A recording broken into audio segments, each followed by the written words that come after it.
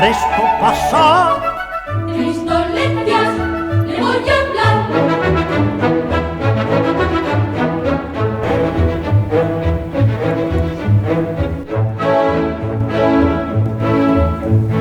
Llevo 3 noches nerviosa y no sosiego ni pa' dormir.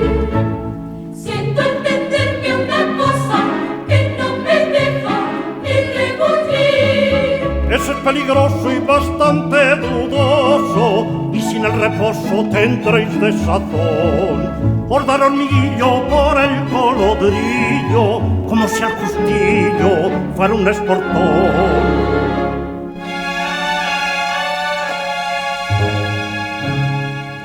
Ahora yo sé si es cosa maligna, si me moriré o si curaré. Tengo que observaros para recetaros. Dice mi galán que si nos casamos pronto curaré de mi enfermedad. Pero yo no sé si eso es saludable, que el pobre no cure mi mal. Os debo a todas reconocer y vuestros males remediaré. Dígame usted que malita estoy, todo el cuerpo me da temblores.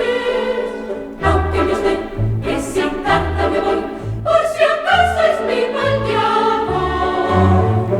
Dígame usted que no puedo abordar, pues mi novio me está esperando. Y el nuevo rico vive pensando en que le engañó yo.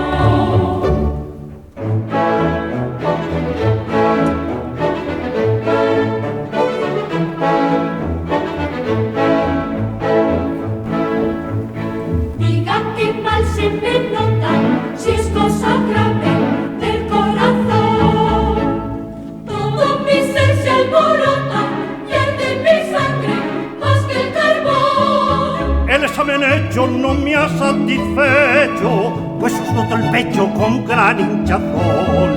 Y si el mal no es grave porque es de nacencia, dice la experiencia que haya precaución.